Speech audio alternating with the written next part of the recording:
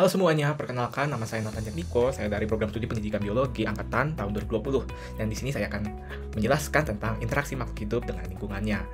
Nah, kompetensi dasarnya ini adalah mendeskripsikan interaksi antara makhluk hidup dan lingkungannya, dan tujuan pembelajarannya melalui video pembelajaran peserta didik dapat menerapkan konsep dan komponen-komponen lingkungan, pola-pola interaksi dan bentuk saling ketergantungan makhluk hidup.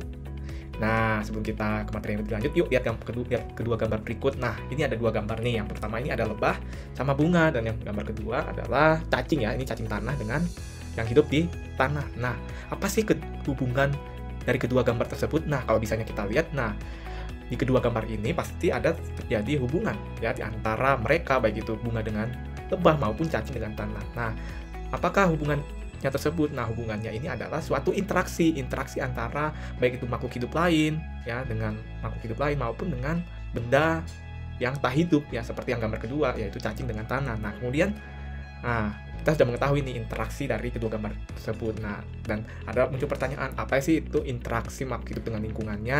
Nah, sebelum kita lebih lanjut, mari kita lebih cari tahu dulu ya, apa sih itu lingkungan? Nah, ada dua definisi nih. Nah, dari Sumarwoto tahun 2005 menjelaskan bahwa lingkungan ialah jumlah semua benda kondisi yang berada dalam suatu dan saling mempengaruhi. Kemudian dalam Danusa Putra juga menjelaskan bahwa lingkungan adalah semua benda dan daya serta kondisi, termasuk di dalamnya manusia dan tingkah perbuatannya yang terdapat dalam ruang di mana manusia berada dan mempengaruhi kelangsungan hidup.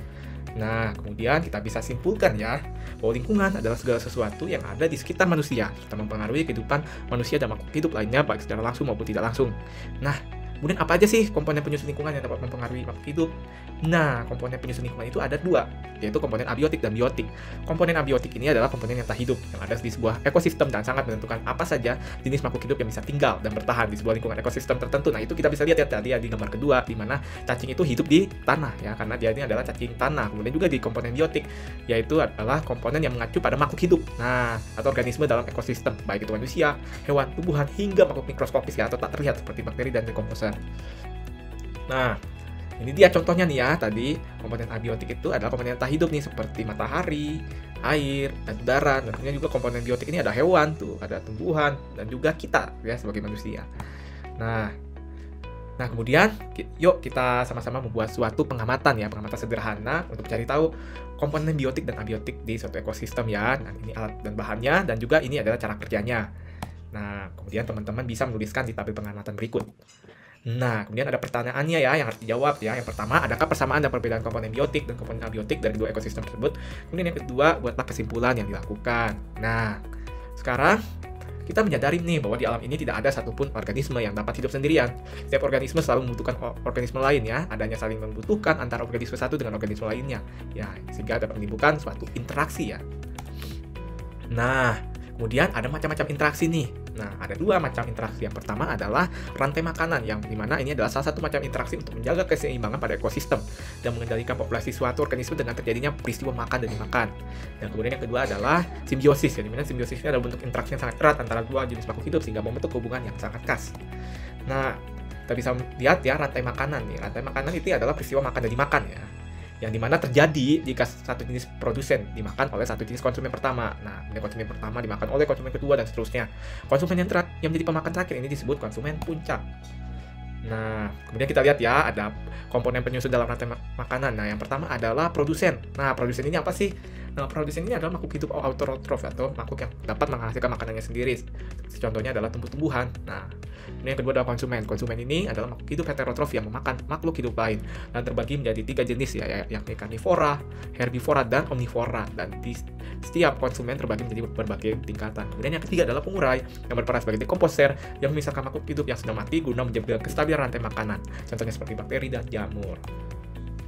Nah, kemudian ini ya contohnya dari rantai makanan.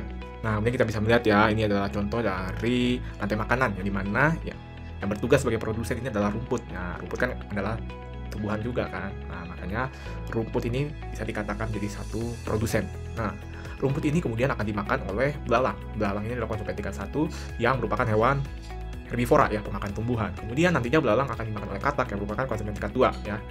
Atau konsumen bisa dibilang konsumen sekunder. Yang tadi itu konsumen tingkat 1 primer ya. Kemudian habis katak, nah katak ini akan dimakan oleh ular yang merupakan konsumen tingkat 3. Nah, kemudian ular akan dimakan oleh elang yang merupakan konsumen puncak. Kenapa disebut konsumen puncak? Karena setelah elang sudah tidak ada lagi yang memakan elang. Nah, makanya elang ini disebut sebagai konsumen puncak.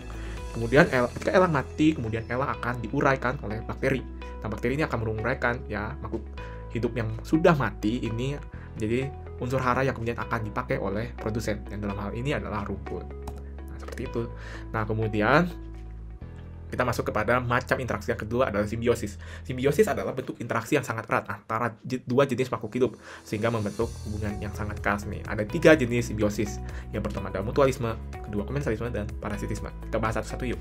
Nah, simbiosis mutualisme. Nah, simbiosis mutualisme adalah hubungan antara dua makhluk hidup yang saling menguntungkan. Nah, ini adalah contohnya hubungan antara lebah madu dan bunga. Nah, kita tadi sudah lihat ya gambarnya di awal, di mana lebah madu ini akan mendapat benefit atau keuntungan. Keuntungannya apa? Lebah madu ini mendapat nektar, sedangkan bunga ini akan terbantu ya di dalam proses penyerbukan oleh lebah. Nah, kemudian yang kedua adalah simbiosis komensalisme, yang dimana hubungan antara dua makhluk hidup yang menguntungkan satu pihak tetapi tidak merugikan maupun menguntungkan pihak lain ya. Contohnya adalah simbiosis komensalisme antara anggrek yang menempel pada pohon tinggi. Kemudian yang ketiga adalah simbiosis parasitisme, yang dimana hubungan antara dua makhluk hidup yang menguntungkan salah satu pihak dan merugikan pihak lain. Yang dimana contohnya adalah hubungan parasitisme antara benalu dan pohon mangga, yang dimana benalu ini mengambil nutrisi dari pohon mangga, sehingga pohon mangga seringkali kekurangan nutrisi karena nutrisinya sudah diambil oleh benalu. Seperti itu teman-teman. Nah, terima kasih telah menyaksikan video pembelajaran hari ini. Nah, dan ini adalah beberapa daftar pustaka yang saya gunakan.